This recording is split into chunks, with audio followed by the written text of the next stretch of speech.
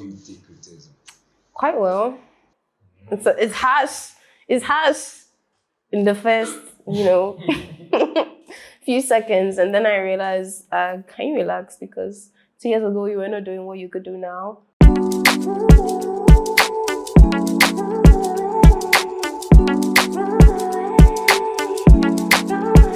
I've been good, chilling. Today's my birthday, so you guys have birthday Moliy here, boom play. How privileged are we? Yeah.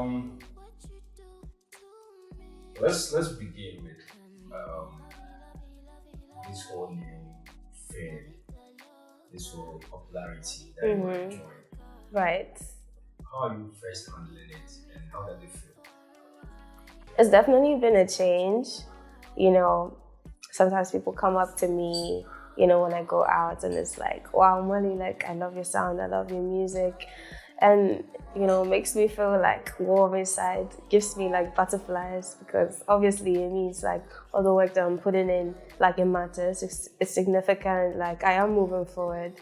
Because it wasn't always like that, obviously. So I really appreciate those moments. But, when you say fame, like, the idea of fame in my head is just way bigger and grander. So it's like, right now I still feel like, Baby steps. yeah. Does it get overwhelming? Not yet. I don't think it's been overwhelming yet. Any challenges? Challenges? Navigating through all this attention. I feel like the only challenges that I give myself really are people's expectations of me. Because I know I'm Moliy, I know the house I live in, I know my family, I know my close-knit circle. But like people's perception of me, or maybe people's perception of a superstar or like a musical artist, number one, they ballin', they live a certain lifestyle, so many other things that would maybe affect me, because one, I'm not actually the kind of girl that's going to get up and dress up and look cute every single day and put on makeup. That's just not me. So it's like, if I'm walking outside on an average day and you see me looking basic as, you need to take it as you see it, because on other days, I find myself to be an average human being. Why am I telling what thing? You know what I'm saying? Like, I went to Auntie Moni's like a day ago. The line was crazy. I went late. There was no meat. There was no sausage pie. Yeah, it was fun. It was cool. The pepper was hot. Yeah. At what age did you find your voice and made a decision that music is going to be a career path for you? I think maybe I made the decision when I was 19. When I was 19, like, I guess I could see that there was an opening or like a space for female artists, especially ones that are doing something different, because, alternative music was like sprouting out and I could hear it. I'm like, this is different from what's occurring right now. I feel like I could definitely come into this space and deliver something. It was just it's an idea that did not leave my mind. So I was like, nah, I'm doing it. And how much support did you get from close associates, parents, when you made that decision? My family is like supportive as it gets. They give me the freedom to do everything that I need to do, and they're there for me. They supported me before I saw my first $1. I was literally depending on them. I was depending on them to have the freedom to be able to do this. So, yeah. Even my cousins, like, they will come to all of the early stuff, the stuff where I didn't really have fans. They will come there and be supportive. So, yeah, I had that support in my close-knit circle, sure. Just a job to somebody. They have artists in their houses, they are not supporting. But yeah, that's a discussion for another day. I got to know you off My Way, your first single. Yeah, I think it was on Boomplay. It might have been the only song of mine on Boomplay at one point. It was on so many playlists. I was like, yo, what's going on? We like you. Thank you. Yeah, we like you. So when the song came, at that time, like you were, I used to cover the alternative scene. Okay. Yeah. So when I heard your voice, your song, I was like, oh, she has talent. So let's support her. So My Way was the first, which we helped. We did what we have to do with it. Yeah. In house. Then you dropped your first EP. I think Boomplay was actually the first like music platform to give me like a cover playlist, like a playlist cover. I was like, wow, that's dope. I wanted to adopt you, which we partially did. Yeah. So from there to your first EP, how will you describe? Because I know first projects are really sometimes the artist hasn't. It's more experimental, if I may put it that way.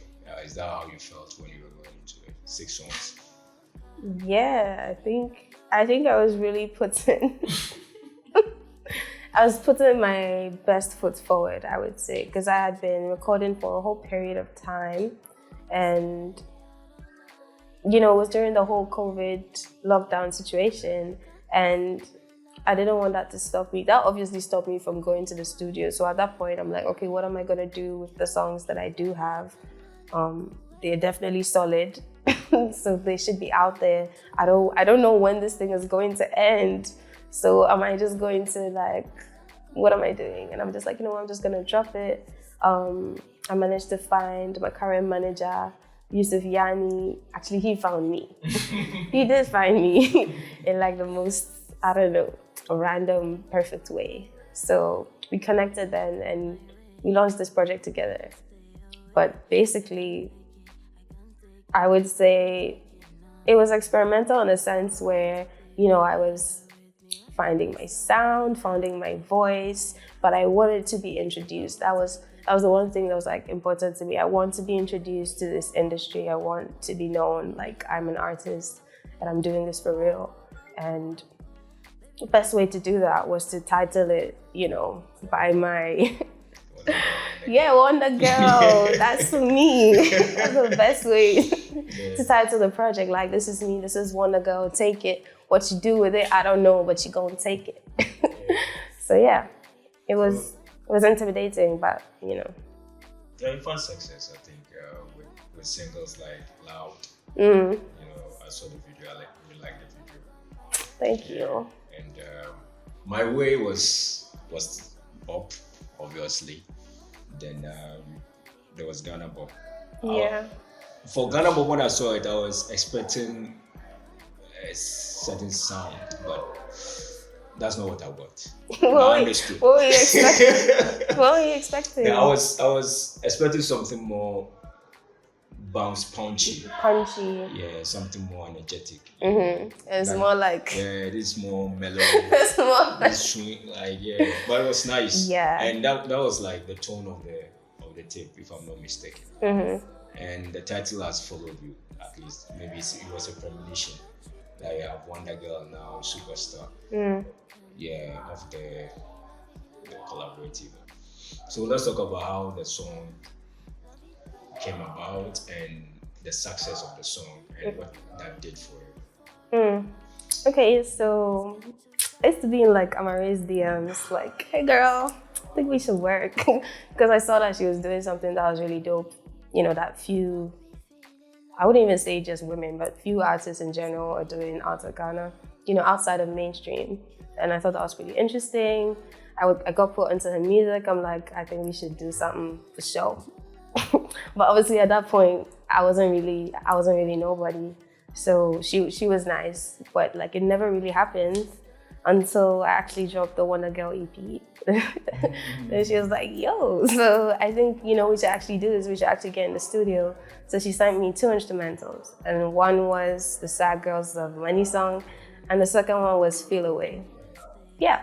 So then I think I had like a day or like something like that to like work around the beats and get ideas to it before we link up the next time.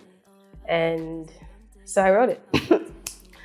I was like, it was something I had been waiting for. So I had a lot of positive energy towards it. I'm like, this is happening now, like for a reason. So I don't know. I just think I had the right energy. It was just like the perfect time. But I don't know how else to explain it. But yeah, I was lit off of some whiskey. So whiskey, you know, I was in my cousin's house at the time. Everybody like gave me space. They gave me the room. I just like dove in. It was really, really, really, really, really fun to just create that record. And I remember like even when I was done, like I'll be in the shower and more ideas will be coming to me. So I was like, yo, this is going. Even on the way to the studio, more ideas were coming to me for like the record. Like I was like, da da da da da. It's like, this is gonna be great. So then I pull up to the studio, I record my bits. And she pulls up like shortly after I finish. She hears it, she goes crazy. She's like, this is insane. She enters the booth, locks it up. And I was at the studio with my sister as well. So when we finished with that, I'm like, well, we finished this pretty quick. Are we just gonna leave? Or are we gonna do something else? Like, so then we all like started working on the next song, which is Feel Away. Honestly, like it was a really, really fun session. And Mike was the one, Mike Mills on him. He was the one engineering us, and that was my guy. That was my guy. So it was just like vibes all around. Yeah, that's how it happened. It happened, song came out, bars, before we knew it, billboards. Yeah, like, you know, I just had a feeling about that song. I'm like, nah, this song. I even still right now don't think it's done doing what like it needs to do. I still feel like it could pick up again. It's just that kind of, record, you know. It's one of those records that will outlast or will live forever long. Yeah, you know. Yeah, I feel like that. About it is well executed. Mm-hmm. From the sound to the lyrics. Sad girls love money. I never knew that. Those sad girls. I actually was gonna name it like Sad girls food. Food, just food. Food and drink. Food and drink. And sweets. And anything in between. Money is the last one on the table. Did it? That you've taught me something. Now we put it at number one. Yeah.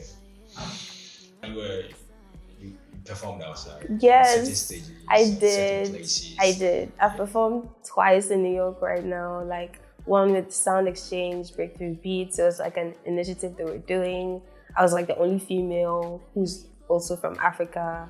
And also my own headline show. I did that Cafe Erzuli, you know, with MF Music and Roots PR. It was just like, to me, it was like pretty cool. I would say my headline show, like on its own, was like, it did something to me. I feel like that's usually my performances have lots of, they come with fear, you know, because I used to be like extremely shy. And I think being a studio artist is way different from being a performance artist. So I'm really working on that. But it's like, that was the first time I feel like I truly, like all of that fear was like washed away. And I was like really in the moment and enjoying like every second of it. I felt beautiful. Like my outfit was it, like my hair was it. I felt like a star. That was the first time I felt like a star, like on stage. Like that's what that did to me. And then I also did like an appearance in LA that ended up being a show, kind of ish. So yeah, I've been making some moves. So let's go to my organic street. Is that the street you live on? Sorry? Did you name it after where you live? Yeah, I did. I named it after my street lane. I don't know. I just wanted something to show or like represent, you know, that I'm really from here. Because I feel like sometimes people miss that, you know, because of my skin tone, maybe, because of my vibes. But the thing with me is like I'm from here, but like I was really, really consumed a lot of my childhood with like music and like movies. And like I watch a lot of Hollywood movies, lots of cartoons. So even the way I talk and my personality is like weird and different from, you know, other people. So people would like miss, but it's like, no, No, I'm from Ghana. I was born here. I was raised here. I went to school here all the way to like high school. So, so, so you guys are gonna have to get with the program, and yeah. So that's why my Mahogany Street happened, because I know my sound is like extremely versatile. I'm gonna keep coming with different things that people wouldn't expect, that people wouldn't think like this sound is coming from Ghana. That's what I'm going to keep doing. So at the same time, I have to keep reminding you that no, this is me too. So I had to put that project out there before this next one comes out. I remember one of my colleagues, I was here in the morning. That was when I think you dropped, is it Taking? Mm-hmm. Yeah. And he called me, like, Moliy. We have an editorial, like news feed, Okay. department. So the guy in charge did a story on you. And one of my colleagues came in and was like, Moliy, is she a Ghanaian? Like, yeah, she's Ghanaian. I said, all along you thought that you didn't belong here. You were a US artist or something like that. So that's the time to what you said. A lot of people have no idea that you're from here. Yeah. Yeah, Moliy Montgomery. That's American name. I mean, I don't know, maybe if my dad was the Ghanaian instead of my mom, I would have gotten a Ghanaian last name, but there's Ama in my name. So there's no denying. So how did your environment, how has your environment, or how is your environment shaping your music in terms of its feel, in terms of your lyrics and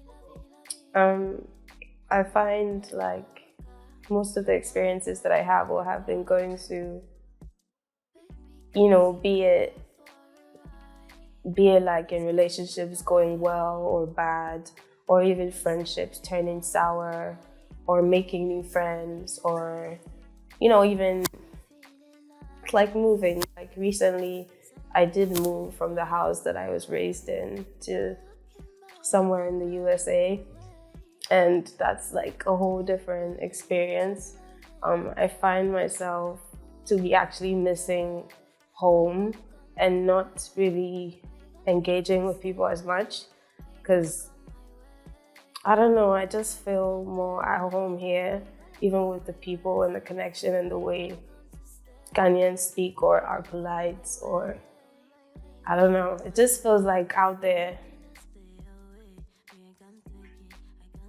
it's like survival. It's like everybody's very to themselves, or well, it depends really, but that's what it feels like, because it's just me and my family, So yeah, all of those things kind of contribute to my feelings, and I tend to write or be inspired a lot. Like I would like to say that I would not be feeling something I can write about it and embody it, but I don't think that's the truth. I think something has to really relate to me and touch me for me to actually be able to write about it and own that, yeah. In Mahogany Street, the songs, you had almost reggae song on it. Yeah. As a music fan, it's cool. Mm-hmm. Your fan base will be surprised by it. Was it you telling us where your new album is gonna go?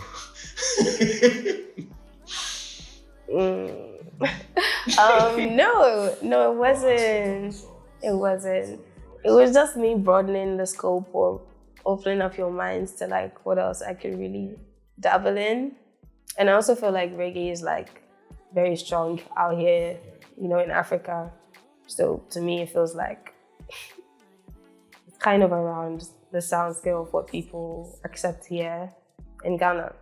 Because I see artists like Stonebwoy, Shatta, they're really successful. I would like to work with them, by the way. But so yeah, you guys listen to me, know that I can ride on these waves, So it's also the way you mentioned like your environment and that being an influence in my music. 9 to 5 is actually like literally I think my story of me like going to the States and trying to figure out like school and trying to figure out working for someone, like having a minimum wage job and all of those things, and realizing that no, this life is like no for me. Like I'm coming to like I'm coming to like grind my way into this music thing and like make it big, because I don't think that was the life for me. So yeah, that's just an example of how life affects the music. Let's segue into your new single, your upcoming single. Yes, hard. All right. I've listened to it. You have? Yeah. What do you think? You've not disappointed me yet. Oh, thank you. Yeah, and I feel like it's more contemporary R&B-ish. Oh, wow. Yeah, but I like the sound, I like the tempo of the song, and I like who you put on. Mm-hmm. Yeah, so how did the idea of Hard come about, and why did you settle on Moonchild? Okay, so I had the idea because I was listening. Like sometimes I just go on YouTube, like when I don't have a producer accessible immediately, I go on YouTube and I listen to beats and I just get ideas for like writings and melodies, and that's actually how I started trying to create music. So it always comes in handy, you know, to get quick inspiration. And so I had a beat and it was like some boom bap New York kind of, I think, vibe. And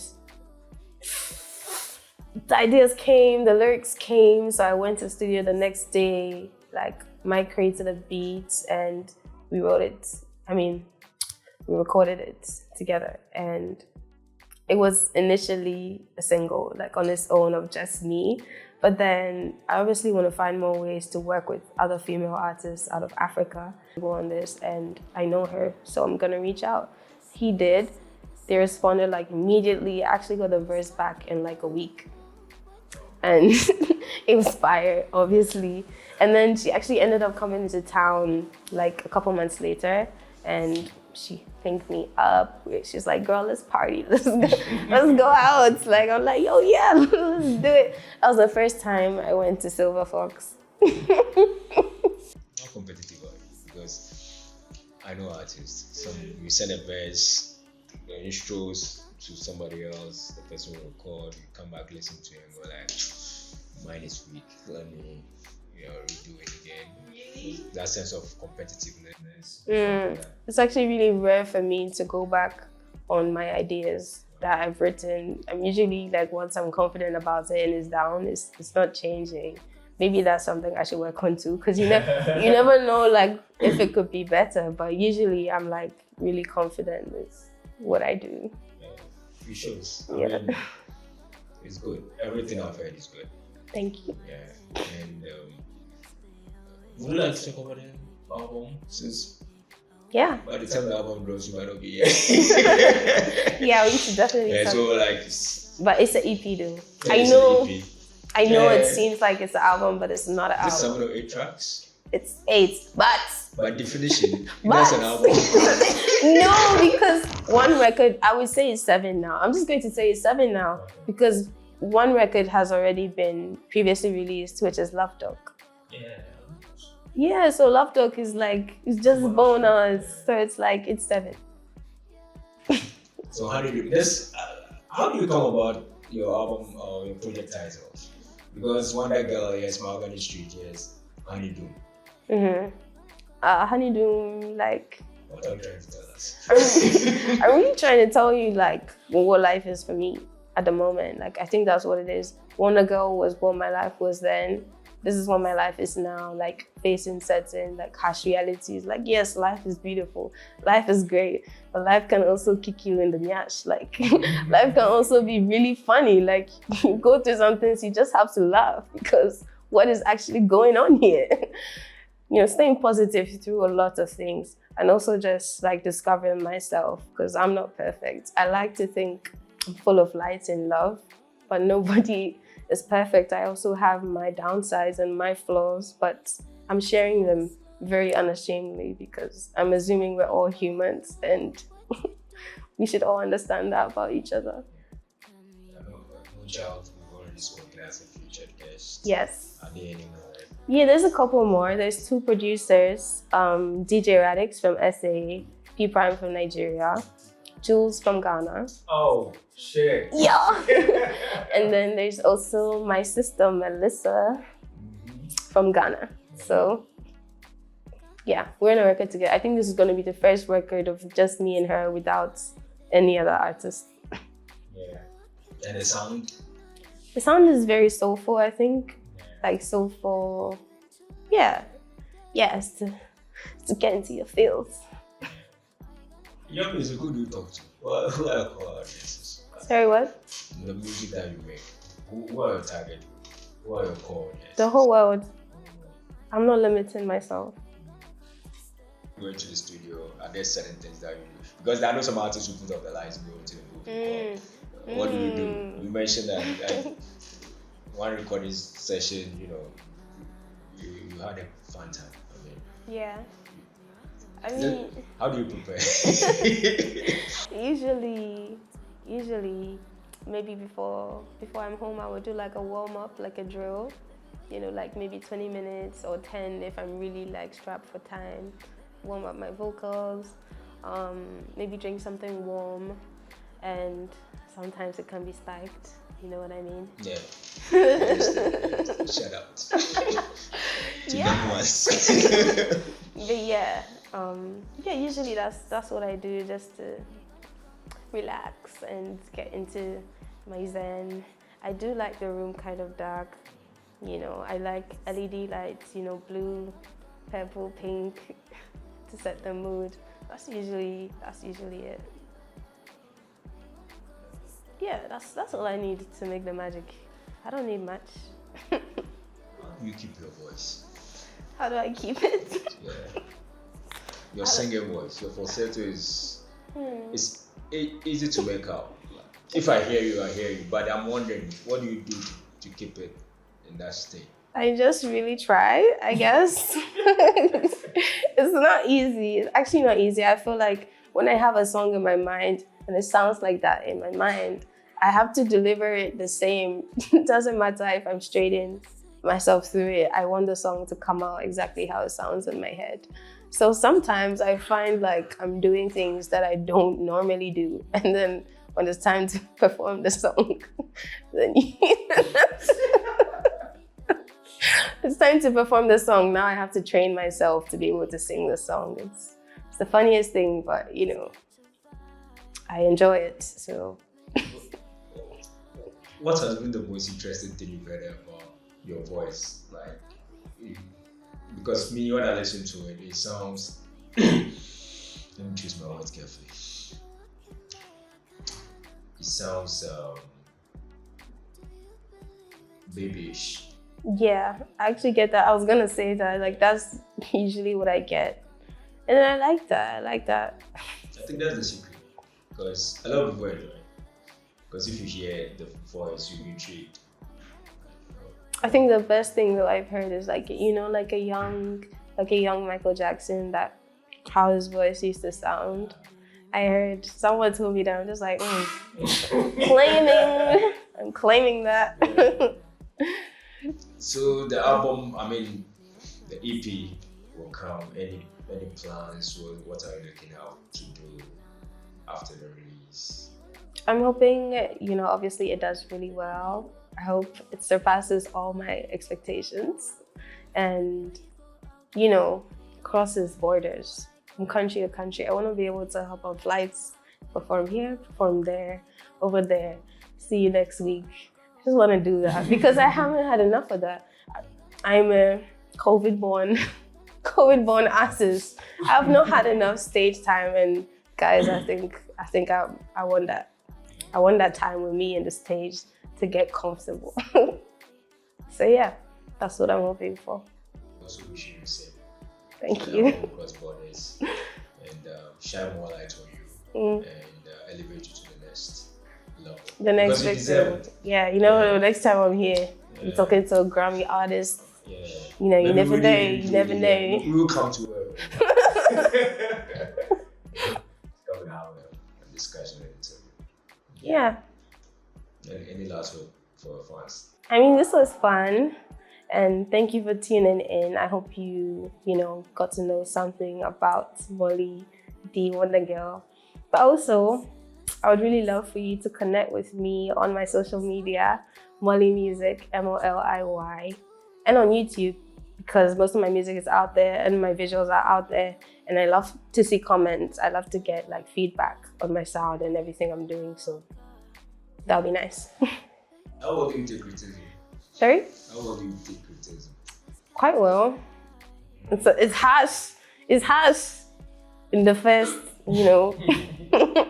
few seconds, and then I realized, can you relax? Because 2 years ago you were not doing what you could do now. So if you're being told what you can do better, like swallow it. Catch yourself in the next couple of years beating that, and then obviously there'll be more criticism. So it's just gonna keep helping you grow. But at the same time, if it's just not making any sense, it's just going to pass. It's going to pass by me.